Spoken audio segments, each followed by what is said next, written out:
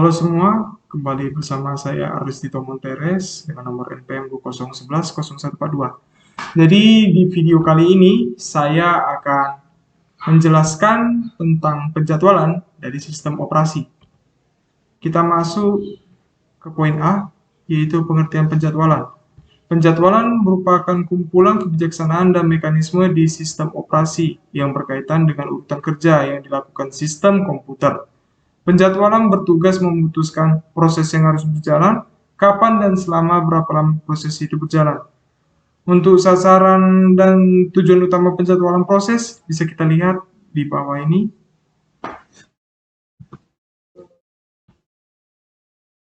Kita masuk ke poin B, yaitu kriteria pengukuran penjadwalan. Kriteria untuk mengukur dan optimasi kinerja penjadwalan adalah adil atau fairness, adalah proses-proses diperlukan sama, yaitu mendapatkan jatah waktu pemproses yang sama dan tak ada proses yang tidak kebagian layanan pemproses sehingga mengalami starvation. Sasaran penjadwalan menjamin tiap proses mendapat pelayanan dari pemproses yang adil. Kemudian ada efisiensi atau utilisasi pemproses dihitung dengan perbandingan rasio waktu sibuk pemproses. Sasaran penjadwalan adalah menjaga agar pemproses tetap dalam keadaan sibuk sehingga efisiensi mencapai maksimum. Sibuk yang dimaksud adalah pemproses tidak menganggur, termasuk waktu yang dihabiskan untuk mengeksekusi program pemakai dan sistem operasi. Kemudian ada waktu tanggap atau response time. Di sini ada perbedaan waktu tanggap antara sistem interaktif dan sistem waktu nyata, yang dimana di sistem interaktif didefinisikan sebagai waktu yang dihabiskan dari saat karakter terakhir dari perintah dimasukkan atau transaksi sampai hasil pertama muncul di layar. Di sistem waktu nyata, waktu tanggap didefinisikan sebagai waktu dari saat kejadian, internal atau eksternal, sampai instruksi pertama rutin layanan yang dimaksud dieksekusi, disebut event response time. Sasaran penjadwalan adalah meminimalkan waktu tanggap. Kemudian waktu penyelesaian atau turnaround time adalah waktu yang dihabiskan dari saat program mulai masuk ke sistem sampai proses diselesaikan sistem. Waktu yang dimaksud adalah waktu yang dihabiskan dalam sistem, diekspresikan sebagai jumlah waktu eksekusi dan waktu menunggu. Ini mana rumusnya turnaround time sama dengan waktu eksekusi ditambah waktu tunggu. Dan yang kelima ada throughput, adalah jumlah kerja yang dapat diselesaikan dalam satu unit waktu. Cara untuk mengekspresikan throughput adalah dengan jumlah job pemakai yang dapat dieksekusi dalam satu unit atau interval waktu. Kita bisa lihat di atas ada skema dari penjadwalan.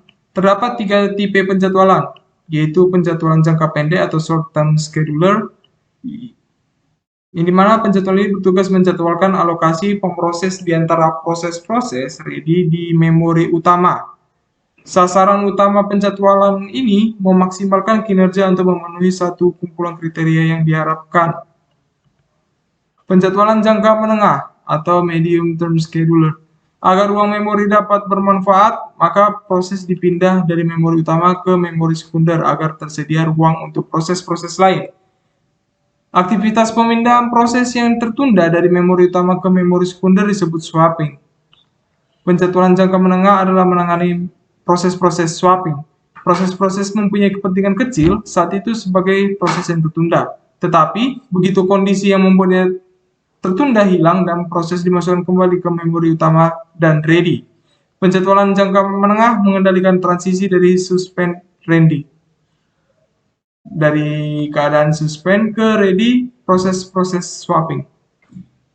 Dan penjadwalan jangka panjang bekerja terhadap antrian batch dan memiliki batch berikutnya yang harus dieksekusi. Batch biasanya adalah proses-proses dengan penggunaan sumber daya yang intensif, yaitu waktu proses memori perangkat I atau O. Program-program ini berprioritas rendah digunakan sebagai pengisi atau agar pemproses sibuk selama periode aktivitas job-job interaktif rendah.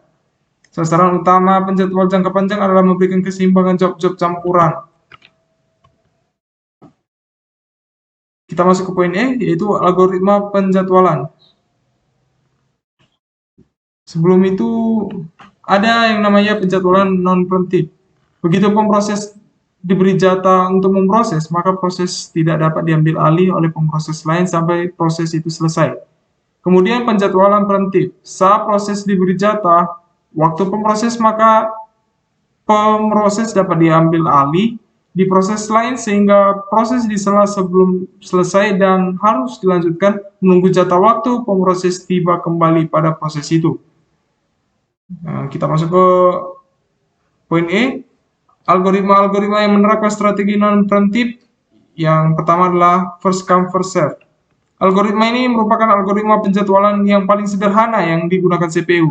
Dengan menggunakan algoritma ini, setiap proses yang berada pada status ready dimasukkan ke dalam FIFO QWW atau antrian dengan prinsip first in first out. Sesuai dengan waktu kedatangannya, proses yang tiba terlebih dahulu yang akan dieksekusi.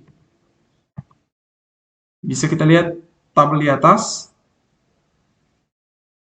Maka bisa disimpulkan sigma burst time sama dengan 7 tambah 5 tambah 3 tambah 5. Itu dimulai dari burst time P1 sampai P4. Jumlahnya adalah 20 milisecond. Begitu juga dengan average waiting time, yang dimana rumusnya adalah sigma waiting time dibagi sigma job, sama dengan 0 tambah 11 tambah 5 tambah 7 dibagi 4. Itu hasilnya 5,75 milisecond. Kita masuk ke algoritma yang menerapkan strategi non-preemptif juga ya.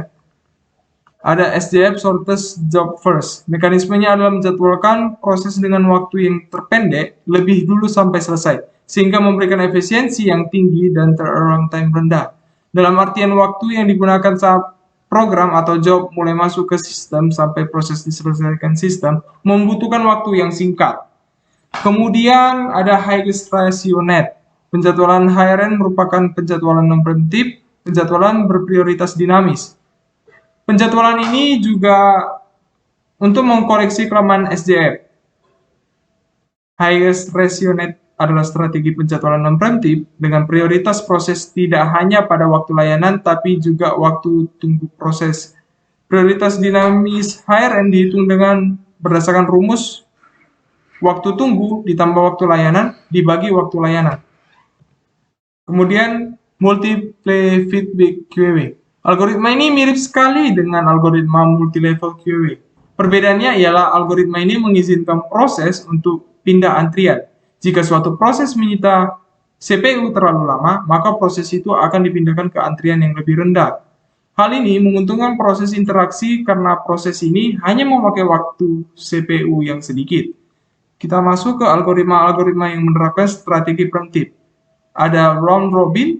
Penjadwalan round robin merupakan penjadwalan preemptif, namun proses tidak dipreempt secara langsung oleh proses lain, namun oleh penjadwal berdasarkan lama waktu berjalannya suatu proses. Maka penjadwalan ini disebut preempt by time.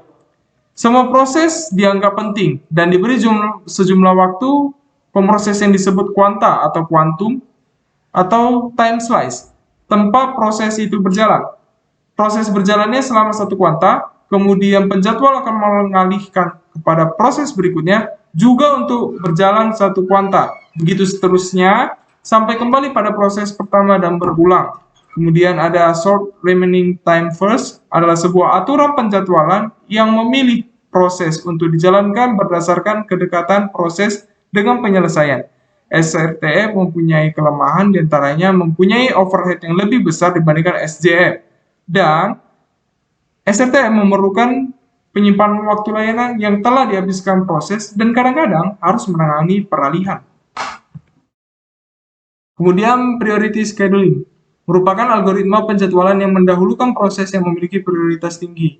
Prioritas dapat diberikan secara prioritas statis, yang berarti prioritas tak berubah. Keunggulannya di sini adalah mudah diimplementasikan. Prioritas dinamis merupakan mekanisme menanggapi perubahan lingkungan sistem beroperasi.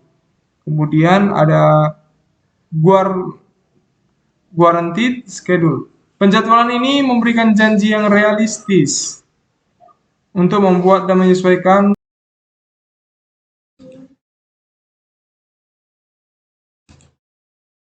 adalah jika ada N pemakai sehingga setiap proses atau pemakai akan mendapatkan 1/N dari daya pemroses CPU. Untuk mewujudkannya, sistem harus selalu menyimpan informasi tentang jumlah waktu CPU untuk semua proses sejak login dan juga berapa lama pemakai sedang login. Kemudian, jumlah waktu CPU yaitu waktu mulai login dibagi dengan N, sehingga lebih mudah menghitung rasio waktu CPU.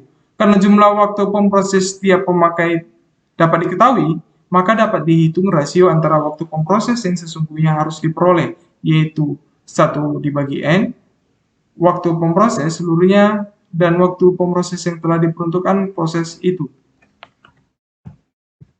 Sekian dan terima kasih. Saya sebelumnya mohon maaf jika penjelasan saya kurang jelas, kecepatan atau apapun alasannya yang membuat penjelasan saya terdengar tidak jelas. Saya sekali lagi mohon maaf. Dan untuk kalian yang menonton ini, jika mempunyai pertanyaan atau komentar baik itu kritik dan saran, silakan letakkan di kolom komentar. Sekali lagi terima kasih dan sampai jumpa lagi.